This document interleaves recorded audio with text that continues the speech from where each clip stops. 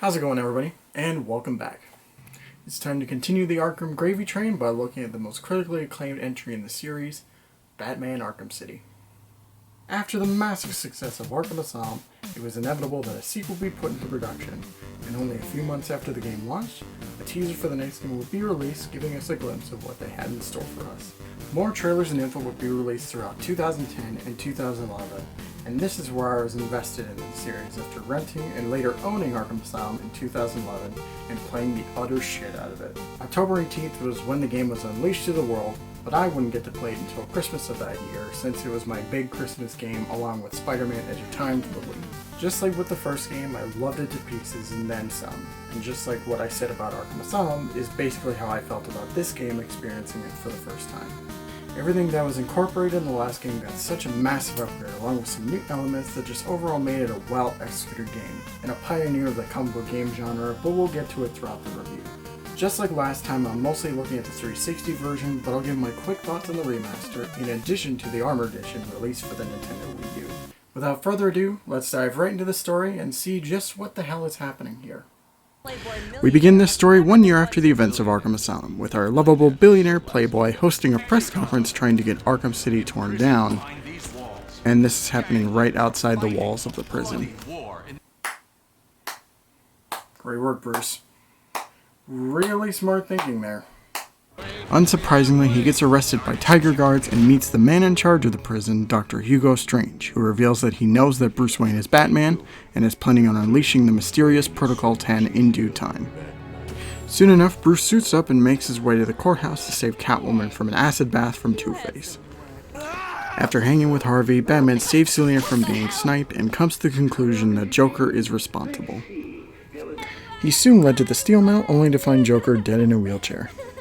Or is he? Nah, he's fine, managing to get a surprise attack on old Bats. Then Harley knocks him out. When he wakes up to a very sick-looking Joker, he explains to the Dark Knight that the Titan that he injected himself with back on Arkham Island is slowly killing him and that he needs Batman's help to get a cure made by Mr. Freeze.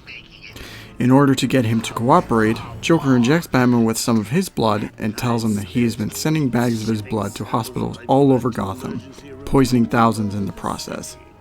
The Kid Crusader rushes to Freeze's location, which is the old GCPD building, only to find that he's been taken by the Penguin and his crew. After some hassle, Batman enters the museum and learns that an undercover squad of police officers has been outed and taken hostage and must be saved along with Mr. Freeze. Damn. Batman surely has his work cut out for him. I mean, to him, this is probably just a regular Tuesday. In time, the cops are saved, Freeze is freed, and we do battle with Cobblepot and his pet zombie Solomon Grundy, only for them to be decimated. Freeze tells us soon after that the cure for Joker degrades too quick and needs a restoring agent to keep it stable. With some unexpected help by a random female ninja, Batman begins his search for Ra's al Ghul, which leads him to the underground area known as Wonder City. Upon arriving, he is greeted by Ra's daughter Talia al Ghul, who saves him from some of her ninjas. He tells her that he is ready to take his place in their crusade, but this is all a lie just to get to Ra's. After a massive drug trip, we fight Mr. al Ghul and manage to get a sample of his blood to help stabilize the cure, to the dismay of Talia. Don't do drugs, kids, or else a giant bat will steal your blood. Not Dracula, though. He already killed him.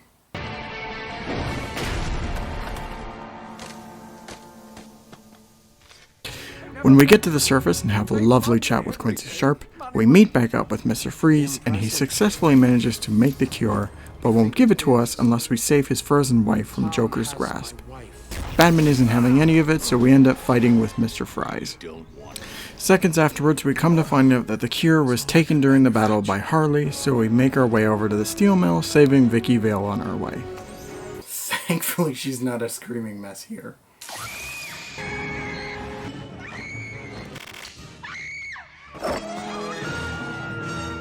Stop! Soon enough, we make it back to Joker, who's looking a hell of a lot better the last time we saw him, and after beating up him and his mooks, debris falls on our hero and leaves us open to get killed by Joker. At the last second, Talia shows up and offers the Clown Prince of Crime the Lazarus Spit in exchange for Batman's freedom. He agrees, and we get knocked out. Time passes, and upon gaining consciousness, we are rescued by Catwoman and see Protocol 10 in full effect, which is basically a wipeout by missile for all the inmates of the prison. I haven't talked much about her, so let's get it over with now. At various points in the story, you switch over control to Catwoman, and it's okay. Her plotline takes place all throughout the main story and is somehow confusing for something really simple. It's nothing major, it's just weird in terms of continuity of things already happening. Just to explain it, the second time you play as Selena, you head over to Poison Ivy to convince her to help break into a tiger vault, but it ends with you being hung upside down. By the time it cuts back to Catwoman and Ivy lets us go, Protocol 10 is just about to start, so... What the fuck happened? Like, was she just hanging there for hours, or... You know what? I'm gonna forget about it. Still stupid, though. But overall, her story is alright, even though it doesn't add anything to the major narrative. When it comes to playing as her, I like her in combat, not the biggest fan of her traversal, and certainly don't enjoy her for stealth. Mostly due to the boss she has, but I'll bring that up later.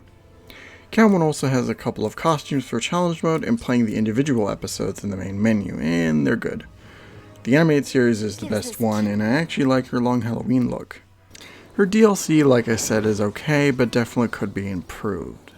Like having the option to not go through her episodes when replaying the story, but that's just a tiny nitpick from me. Anyway, let's just head back to the story.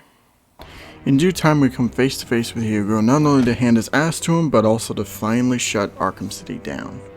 It's also here we find out who Strange has been working with the whole time, and it's none other than... Ra's al Ghul. Yeah, the same guy you beat up a few hours ago. Even though Hugo was able to figure out who Batman was, it was Ra's who set everything in motion, all in an effort to wipe clean the criminals that plague Gotham. Unlucky for him, Hugo decides to blow up the tower in his last breath in an effort to kill Bruce, and after some free-falling, Ra's takes his turn trying to murder Batman, and it goes as well as expected. Dumbass. Well, now it's time to save Talia from Joker, and upon arriving at the movie theater, Talia breaks free and stabs Joker in the back, and he dies. Well, that was anticlimactic. You didn't. But wait! There's more! Talia gets shot and killed by Joker, and this is when the second big twist is revealed. Okay, so it turns out that Joker has really been sick and dying the whole time, and the healthy one who we've been seeing the majority of the game has been Clayface, all to fuck with Batman's head. But that's what I got out of it. It's definitely the better twist of the two since they give you little clues and hints throughout the game instead of being shoehorned in at the last minute, but I digress. After a fun boss battle, Batman manages to drink the cure, but before Joker can get any, he stabs Bats in the shoulder, causing him to drop it. What the fuck did he think he was going to accomplish there? With the cure gone, Joker has one final laugh before he dies off for good. Batman carries his body outside the walls of the prison, leaving him with Gordon, and walks off in the night, ending the story of Arkham City. Overall, a really good story by Paul Dini once again, but unlike Arkham Asylum's story, there's one major thing it lacks in my opinion, and that's a sense of focus. In Asylum, you had one clear villain to chase down the entire game. In City, you have that main villain at the very start, and almost immediately he's thrown to the sidelines, and by the time you truly get back to him, you're already at the end of the game. And it turns out he wasn't even the true main villain after all. It's a bit disappointing since Hugo could have had potential to be this really great villain, but he's underutilized. I'm not saying they should have got rid of the Joker, but at the very least tone him down to give the new guy more of the spotlight. Now for something positive. Performances are still top-notch, and I would consider this a step up from the previous game. Aside from Harley. Sorry, Tara. The highlight is, of course, Mark Hamill giving his best and my favorite performance of the Joker in this series. Kevin Conroy does an incredible job, and Corey Burton as Hugo Strange is great, and who I always think of as the voice of that character. Other favorites for me are Troy Baker and Nolan North as Two-Face and Penguin respectively, Maurice LaMonche as Mr. Freeze, and Greg Griffin as Catwoman. The story finished, let's move on to gameplay, shall we? Everything from the previous game is here and accounted for while also being improved for the better. I'm not going to try and spend too much time here since so much is the same, but there are some notable changes to go over. Combat got a massive upgrade this time around, feeling much more focused and comfortable.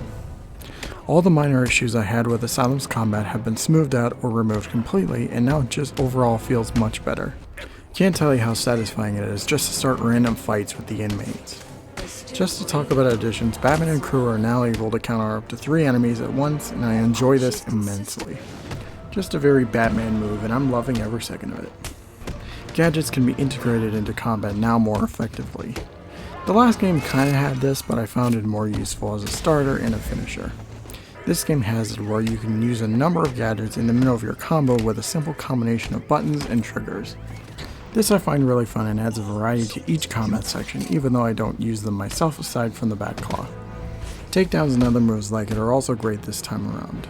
Throwing enemies has been removed completely, and in its place we have the multi-takedown, which I love, the disarm that comes in handy, and the bat swarm, which I never use but enjoy nonetheless.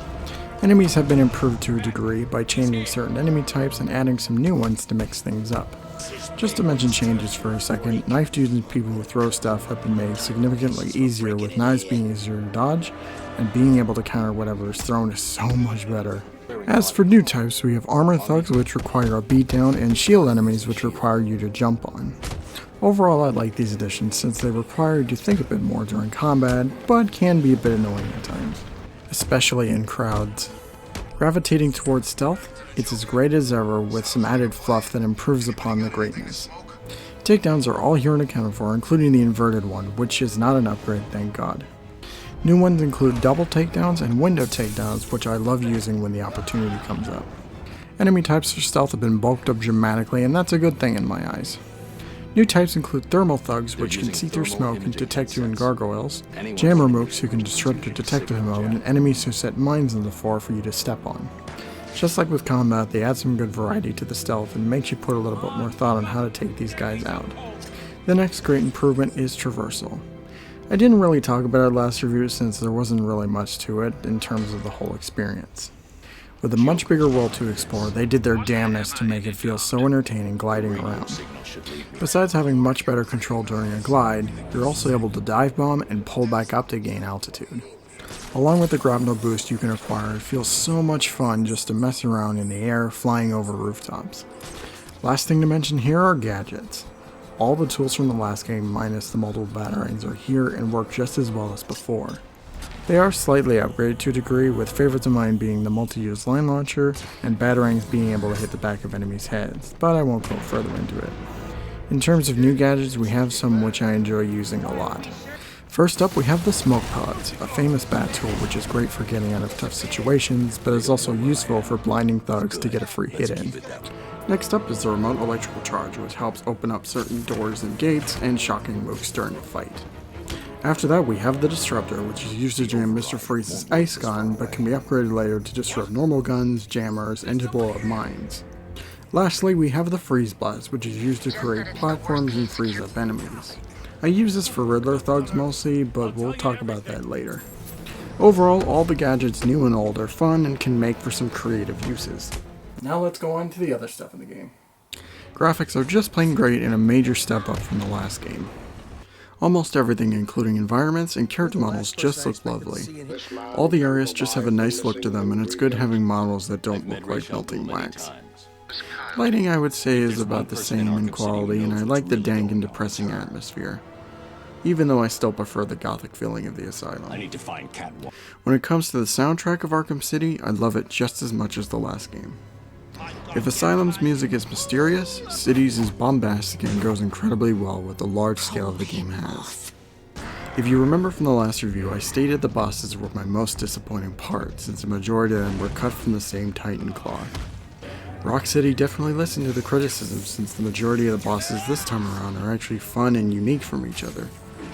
There's a couple that I don't enjoy personally, like the Joker and Two-Face fight, but the absolute highlight for not only this game, but the entire series is the Mr. Freeze fight. I love this boss so much, and it's definitely in my top 3 for Arkham bosses, with it being number 1. With a larger prison, that means a bigger sandbox to play in. Besides flying around, you can also encounter an infinite supply of thugs all over Arkham City that you can either smash their face in the ground or silently take down when guns are in play.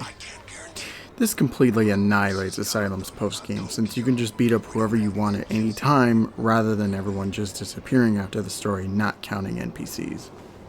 Aside from the main story, there are other small objectives in the form of side missions, which is at its peak in this game and completely goes downhill from here. It's just how it sounds. Throughout the game, mini-quests pop up periodically, mainly focused on a certain villain, and in my opinion, almost all of them are fun and enjoyable. When it comes to favorites of mine, they would have to be Azrael, Hush, and Deadshot. Some others like the gliding challenges and extra gadgets are okay and simply mindless at best. The only ones I don't enjoy are Zaz, since it can get really tedious and boring. Political prisoners, because there are so many and it's the same scenario each time.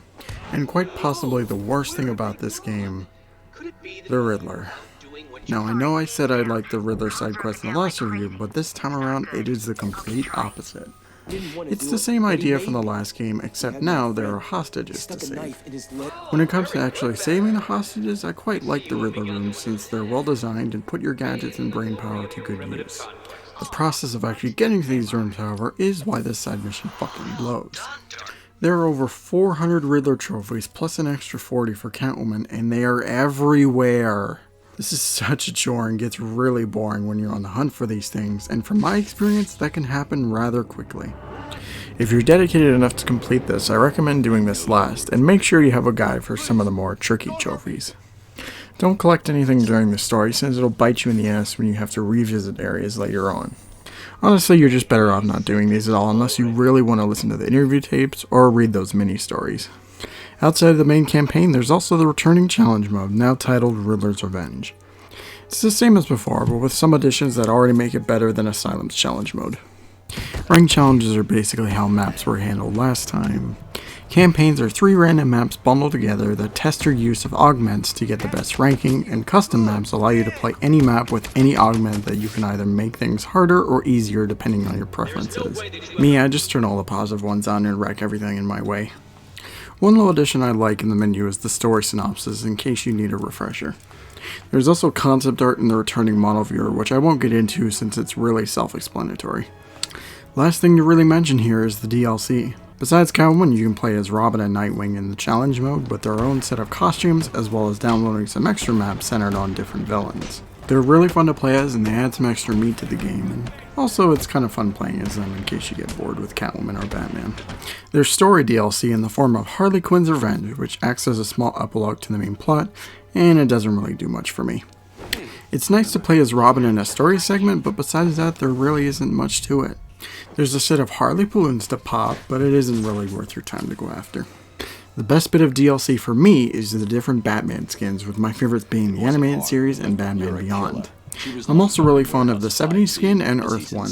All the other skins besides those are fine, but I rarely find myself using them unless I'm in the mood to. Now on to the extra bits. Starting with the remaster. Alright, I'm not going to spend too much time on this, since most of the points I have for the Arkham Asylum remaster are mostly the same here, but there are some things I want to point out anyway, starting with the brightness. I know you can turn it down, but even in low settings, it barely makes a difference for me personally. Also at its default placement, it just washes everything out and it makes it more awful than it actually is. Character models look even worse than the Asylum remaster, and I'm shocked that they managed to pull that off. If it isn't the hair, it's just them and the new lighting, which makes it look like melted wax all over again. Also, they're really shiny. I mean, just look at Batman. What the fuck is that? Thankfully, all the DLC is here so I can use animated Batman to make myself feel a bit better. I said this in the last video, but this remaster definitely needed more time in the kitchen because what was served to us while being solid just ends up being a mess and is summed up in one word. Lazy. Wait for a massive price drop if you really want to play these. Besides that, stay away. Yes! Finally done talking about that damn remaster. Let's move on to the Armored Edition. Hey, anyone remember the Wii U? Yeah, I didn't think so. Well, they ported Arkham City with some unique features, and it was actually a launch title for the system. First and foremost, we have armored suits for both Batman and Catwoman, and I'm mixed about this. I actually really like the Batman suit, even though I prefer the Asylum version. The same can't be said for Catwoman. It's just a stupid design and just not needed for someone like her. But the suits aren't just for show, since including with them is the exclusive gimmick for this port, which is the BAT mode, which is essentially a precursor to the Shock Gloves in Origins. It's a neat idea, but it doesn't really do much for me, so I forget I even have it. Also, I would use it more if it didn't have that dumb filter, which is just essentially detective mode. Last thing to talk about is the gamepad functionality, which is easily the best part for me. With the gamepad comes a lot of really neat stuff that you can do, like having a map at all times, a sonar mode that I don't really care about, a gadget menu that allows you to customize a loadout, which is really cool, and the standard menus for upgrades, BIOS stories, and Riddler stuff, etc. The gamepad adds a nice dynamic to gameplay by making you and your arsenal very immersive, which can either be a good thing or a bad thing for some. Another thing I love is that you can play the whole game on the gamepad, which really makes me want to switch forward. Come on, WB. We're asking for it. It'll make money. If they decide to put the Arkham games on the Nintendo Switch, I think it would be really cool to incorporate the armored content. They couldn't really do any of the gamepad stuff, but the armor and the BAT mode would be a neat Switch exclusive. But for what we have here, Arkham City Armored Edition is a cool novelty, and if you want the most immersive Arkham City experience, this is the way to go. If you still have a Wii U somehow, I would recommend this for your collection to get your Nintendo Bat fix. Now, even though Arkham Asylum is my favorite in the series, I would still say that Arkham City is the best in the series. Pretty much everything that worked in Asylum is improved for the better and just leads to a better experience overall. The biggest problems I have mostly are centered around the story and Riddler, which for one of these is just very minor, and the other is the Riddler. Need I say more? Besides the story, there is plenty of stuff to keep you busy in the open world, and challenge mode is entertaining with all the characters and skins to mess around with. This is a must-play for any Batman fan out there, and if you somehow weren't satisfied with Arkham Asylum, I'm convinced you'll have a better time with this game. I can't tell you how much time I've spent playing this, whether I was trying to speedrun the story or just gliding around looking for some punks to take down. The game is on everything, so be sure to play this and see one of the best things this character has brought us. So with that said, we're going to be taking a sidestep from the main trilogy and diving headfirst into prequel territory. So, next time we meet, we're going to be looking at Batman Arkham Origins. But until next time, I hope you all have a great night. Thank you so much for watching.